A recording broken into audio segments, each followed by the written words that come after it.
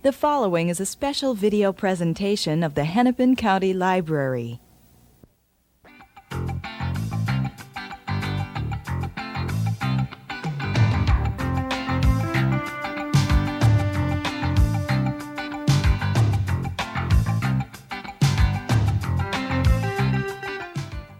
Hi, welcome to a discussion with Jake Steinfeld. I'm Dave Carlson of Hennepin County Library, and our guest today is the trainer to the stars and author of the new book, Don't Quit, Motivation and Exercise to Bring Out the Winner in You Each Day or One Day at a Time. Jake Steinfeld is also Big Brother Jake on the Family Channel on cable television, and he also has a regular fitness and exercise program on ESPN. Welcome, Jake. It's glad to have you here Well, today. thank you very much, man. Good to see you. And that's just I kind of like the promo. I can sit back and you can talk for the rest of the 28 minutes. No, I'm turning it over to you. Do a bio. On your list of accomplishments, it certainly doesn't quit at that, and we'll get into even some more of the things you're doing too. But I wanted to start off with your book that just is released in May of 1993. It seems really to be kind of, in a lot of ways, your life story of sorts. It is at that, and it's a real motivational type of a book. And I'm going to say something here which might take people by a little bit of surprise, but it's okay to fail. And I don't know if people really know that or understand that it's okay to fail. Because as we kind of go on in our book about it, if you fail, at least it means you've tried. And this goes way back to when in 8th grade, I was, I'm the oldest brother, and I have a really nice mom and dad, and they've always kind of looked at me as, well, this is our oldest son, and so on and so forth, and he can do no wrong. And I said, 8th grade, I'm going out for the basketball team. And I had kind of gone out to all the tryouts and the practices and stuff, and it was 2 weeks worth of this stuff. And every day the rebounding, the dribbling, and all my friends were on this team. And this was the first time that I stuck my neck out and said, I'm going to be judged.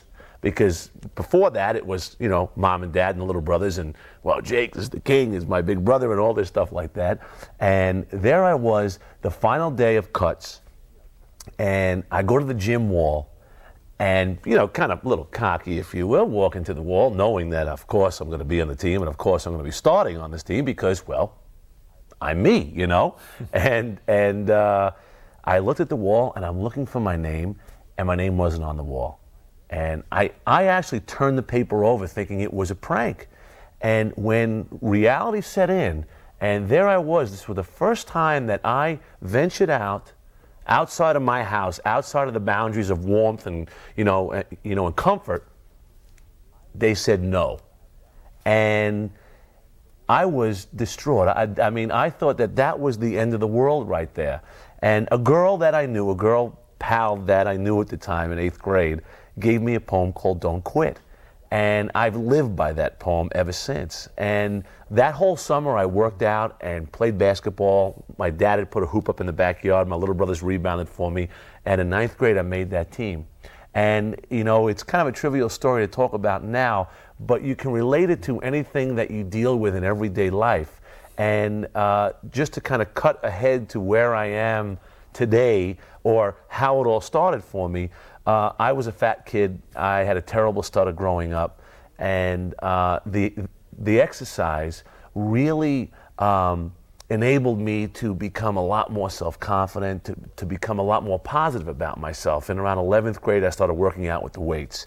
And coming from a fat kid to all of a sudden working out, and your arms are getting a little bigger, and when you're 15, 16 years old, and the girls start to kind of notice that, ooh, Jake, nice arms. It was like, thank you. Mm-hmm. Is that sort of a thing, and then you start wearing the extra small T-shirt, and you start walking around like this, and it's like, wow, this is really exciting. And there was this air of confidence that I had about me, that I just felt really good about me, and it was very interesting to see that other people around you were also feeling good about you too, because if you feel good about yourself, other people are going to feel good about you too. And I had this dream of always going to California to become Mr. America. And I pursued the dream. I read all those Musclehead magazines and everything like that. It said, eat 200 eggs and 25, chickens and things like that. And that's what I did. Nothing ever said the word steroids in there. No one ever mentioned that. So here I am working out every day.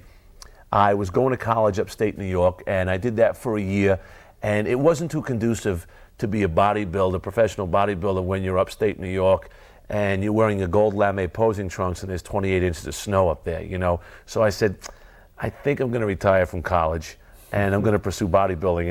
And that's another whole story. I called up my mom and I told her, I said, Ma, and she said, how? Oh, great, I'm so glad you called. How? A final's coming? And I'm going, I'm going to go to California to become a bodybuilder. She says, what? Hello? Hang on a second. Let me get your father. Herbie, pick up the phone, talk to your kid. I'm putting my head in the oven. And after she got over the initial shock of that thing, we all sat down and actually spoke about it. And they were always great about giving, you know, there was always that net underneath me to where I was able to go out and try different things. And if I failed, I was always able to know that I can come home. And I went to California, and I entered the Mr. Southern California contest. I came in second place in this contest without any steroids. I went from 231 pounds to 201 pounds. And I got a plaque about the size of a thumbnail. And it said, second place, Mr. Southern California, about this big. And I said, can't go to the supermarket and buy chickens with this thing. What am I going to do now with my life? And just at that time, I mean, I was out of work. An actress had come over to me. I was kind of sitting around my pool, you know, at the complex I was living in, and doing, you know, I guess, you know, I don't know, like what every good Brooklyn boy does in LA, I was catching rays, hanging out. And this actress had come over to me and said, I'm doing a Club Med commercial. Can you help me out? And I said, yeah, sure, no problem. This was in 1979, the early part of 80. And this is at the time when gals are very intimidated by working out with weights. And this gal said to me, Jake, I like you, but I don't want to look like you. and I said, okay, great. And she said, I have 4 weeks to get in great shape. Can you come to my boyfriend's house to kind of put me through this exercise routine? Okay, I'll be there. So as I was driving to the house this one Wednesday morning, I kind of was thinking, okay, I'll improvise at broomsticks and towels to keep it fun. She was very busy, so I took an hour workout, scrunched it down to 30 minutes, improvised using all kinds of household items, a couple of cans of Mama's tomato paste instead of light weights, you know, a towel for isometrics. Just kept it fun and kind of humorous for her to do it. At the time, she was going out with a guy by the name of Francis Ford Coppola, who I didn't know at the time. I mean, like I said, if you weren't on the cover of Musclehead Digest, I didn't know you. So I started working her out, and this gal got in great shape, and they were very well connected in town and started going to parties, and people started saying, you look great, what are you doing? This guy Jake comes to our house. And before you knew it, Dave, I had an unlisted phone number. And don't ask me why. I mean, I wish I could tell you that was a big plan, and I was going to be the premier personal trainer of all time, and I didn't have any idea of what was going to happen. And it's kind of interesting because in Hollywood, if you're good and people want to get a hold of you and they can't, they seem to want you more. And it became this mystique of, who is this guy Jake? Get him. And now all of a sudden Steven Spielberg and Harrison Ford and Bette Midler, Priscilla Presley, people like Madonna, Morgan Fairchild, calling my little apartment in Studio City. I'm going, nah, these are phony phone calls from my friends back in New York. But it was really true. And that point in my life was so interesting for me because, I mean, I'm basically a regular guy. I've always believed that I'm just a regular guy. There was an opportunity, and I took advantage of that opportunity, which I really talk about in the book a lot, about opportunity sometimes knocks loud and sometimes it knocks softly, but you always have to be prepared for it. And I was prepared because I kept myself in good physical condition to do what I was going to do. And that was evolving into becoming a personal trainer, which there was nobody really doing it at the time.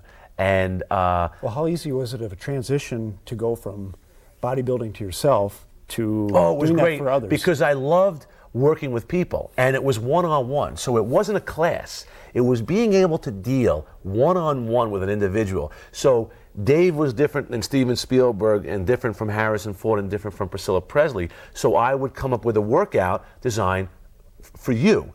And it was basically the same kind of workout, but the rap was a whole different thing. It was a whole different kind of motivation that, okay, Dave doesn't like doing push-ups, but I know Dave has to do a movie in 3 weeks. So my kind of motivation to him was, 3 weeks, you gotta have your shirt off at the movie, Dave, you know? And that was the way I was able to deal with people, actually one-on-one. But the thing that I learned from it is that I used to sit, and still do, I sit and I watch TV and go to movies, and at the time, actually growing up, you would sit and say, what makes these people different from you and me? Why are they on that screen and why am I sitting here? Why are they gorgeous and we're not? And why are they so wealthy and what's different?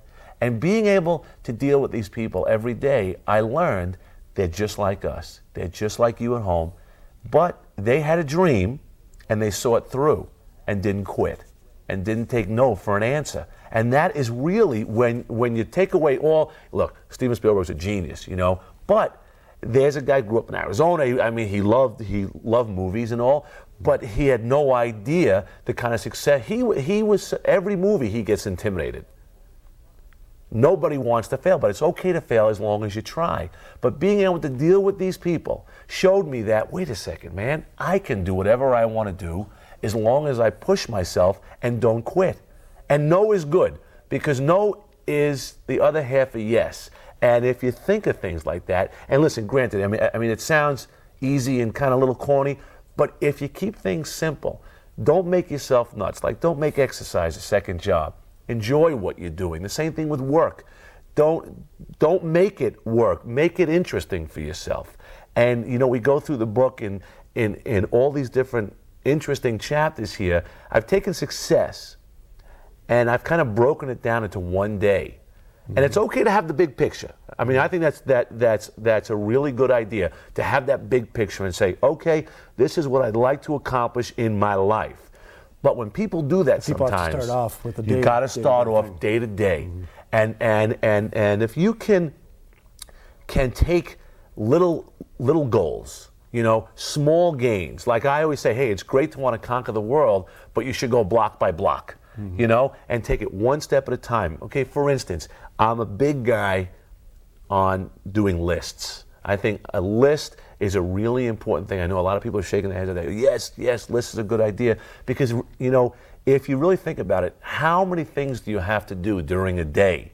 And you get all whacked in your head saying, oh, I got to do this and that. If you put things down on a piece of paper the night before, I'm big on this stuff now, and you list, the top 6 or 7 things that you want to accomplish during that next day.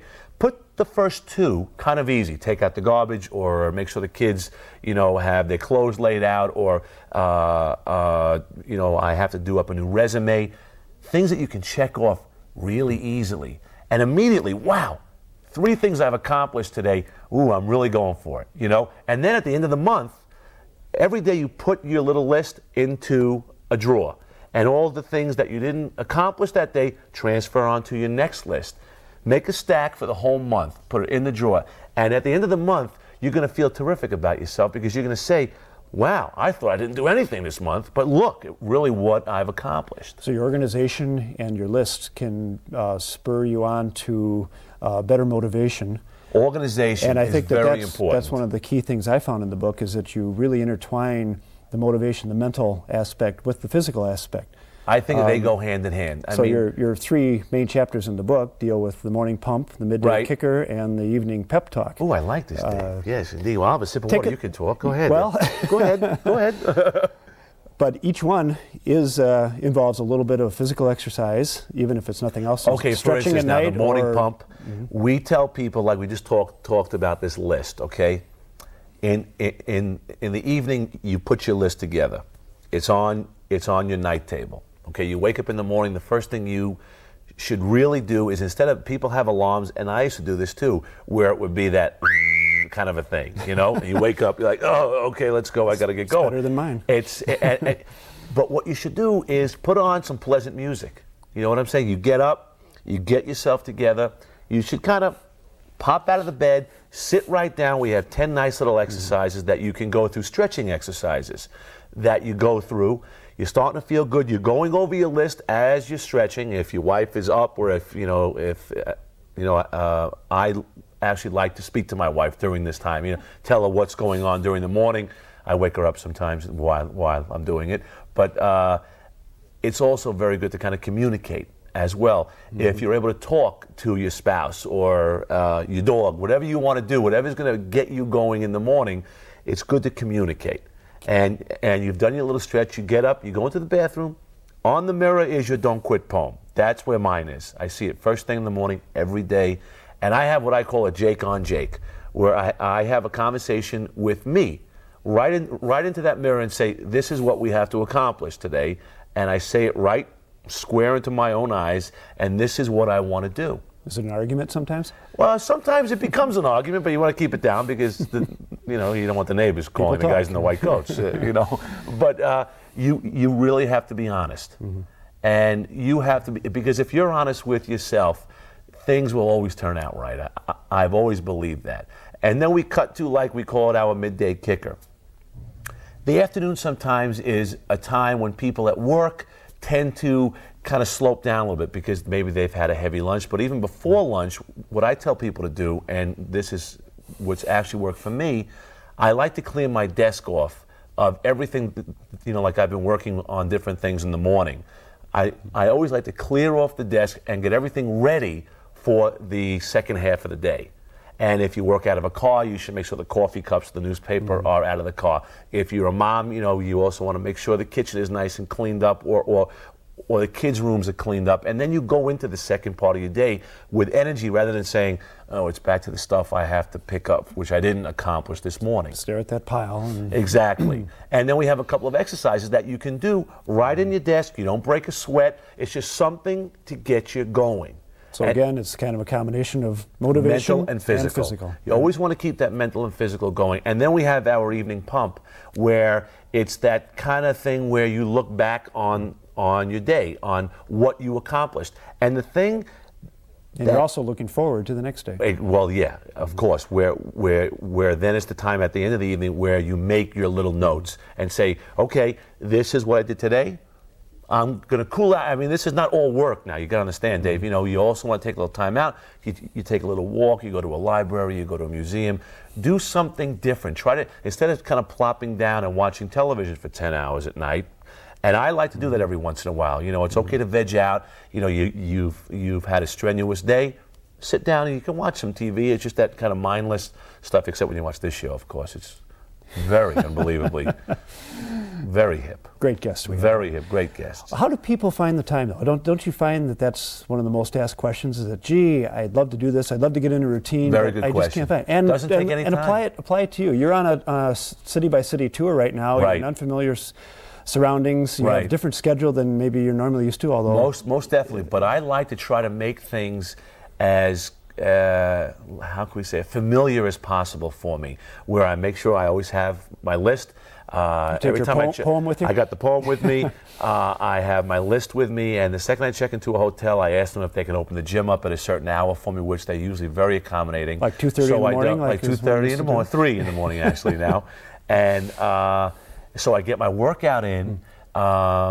I get to look over my list. I can read what I'm actually going to be doing for the entire day, and I'm set to go. So I can be here over Minneapolis today and going over to Cleveland tomorrow and Detroit the next day and so on and so forth. But I'm on my schedule. And people might say, "Ooh, boy, it's so strict.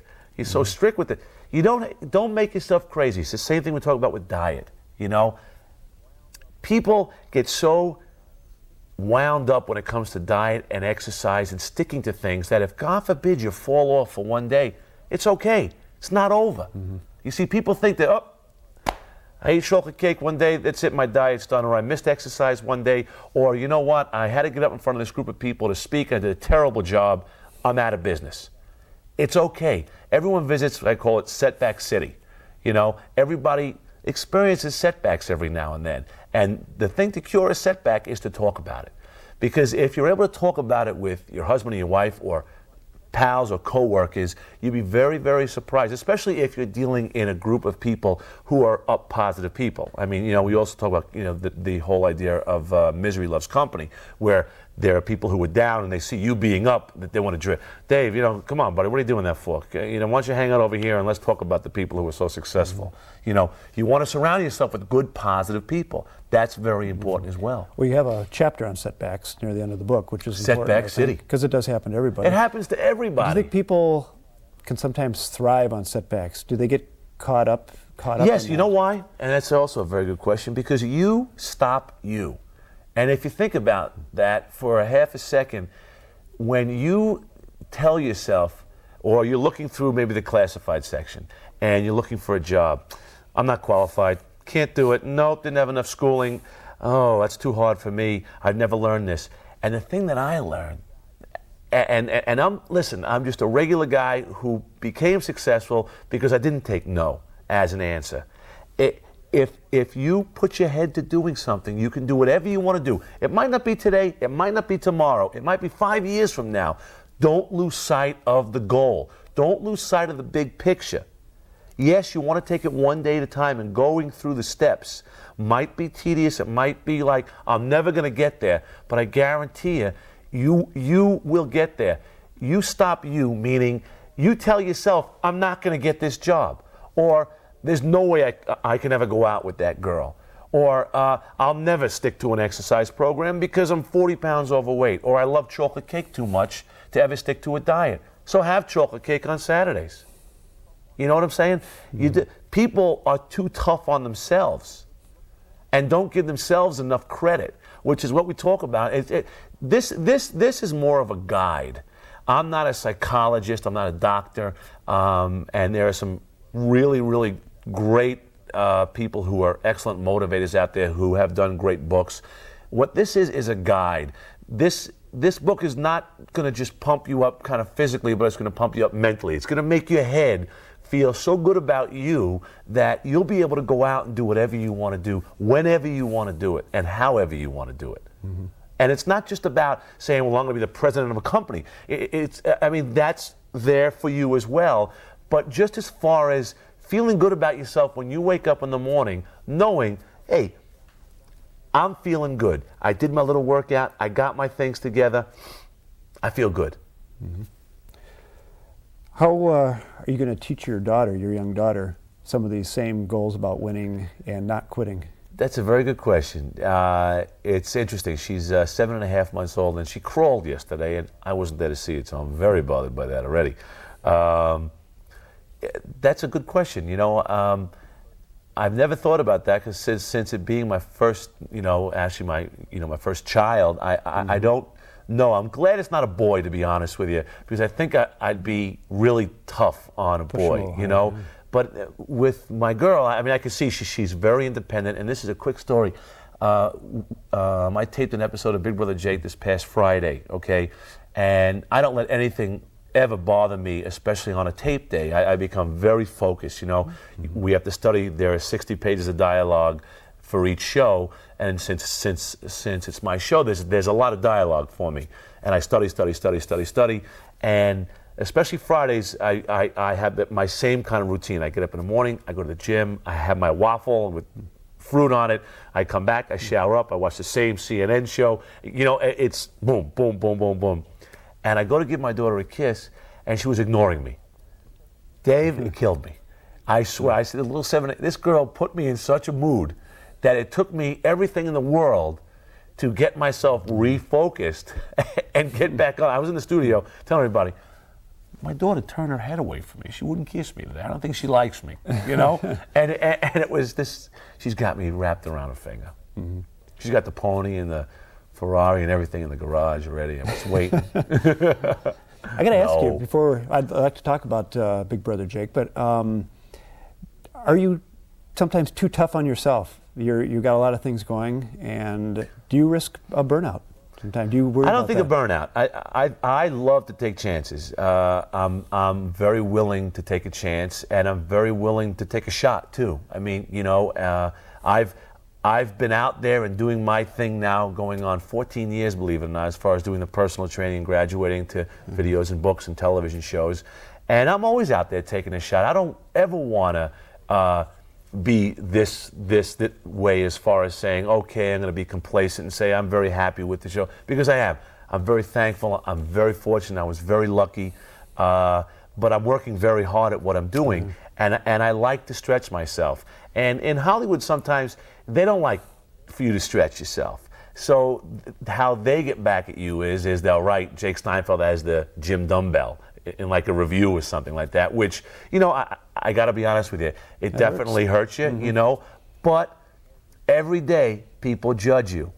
Every day they're going to judge you, whether it's your wife judging you, or your kids judging you, or your boss judging you. Someone is judging you.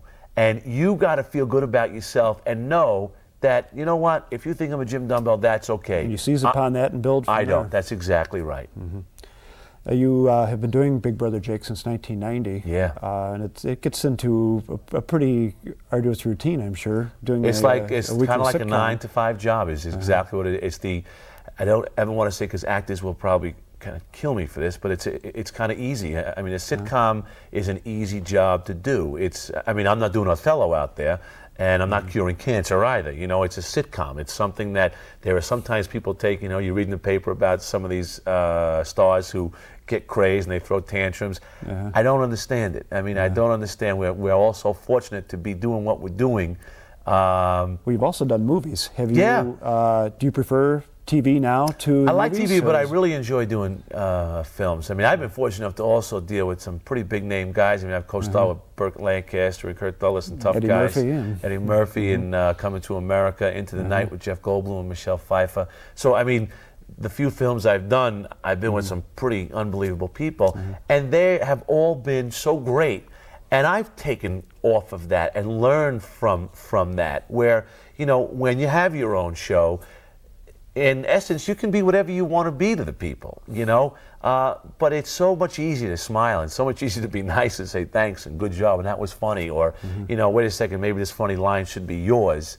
Because the thing I learned was, if you surround yourself with great people, you'll look even greater.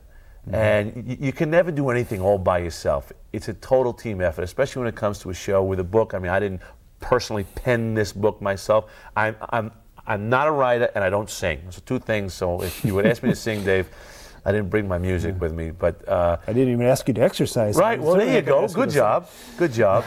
But it's a team effort, and I had a great guy help me out on this book by the name of Howard Polskin, who was an editor of TV Guide, is doing a great job. And my voice is in this is my book. Well, it's a great book for a lot of people because it does intertwine, like we mentioned, the motivation and the exercise. Right. It gives talks on nutrition and just how to kind of live the life. And we're just about out of time, unfortunately, because I wanted to get into some of the other activities like Body by Jake and the licensing corporation, and just unbelievable amount of things that you're doing with the exercise programs and things like that. But in the 30 seconds left, you have the Don't Quit poem. And let's do it. That would be a good way to wrap it up. But do look for Don't Quit, the book and the philosophy by Jake. And stick to the fight when you're hardest hit. It's when things seem worse that you must not quit. Don't quit. Have a great day. This is great. Thank you, Jake, for being on the program today. Thank you.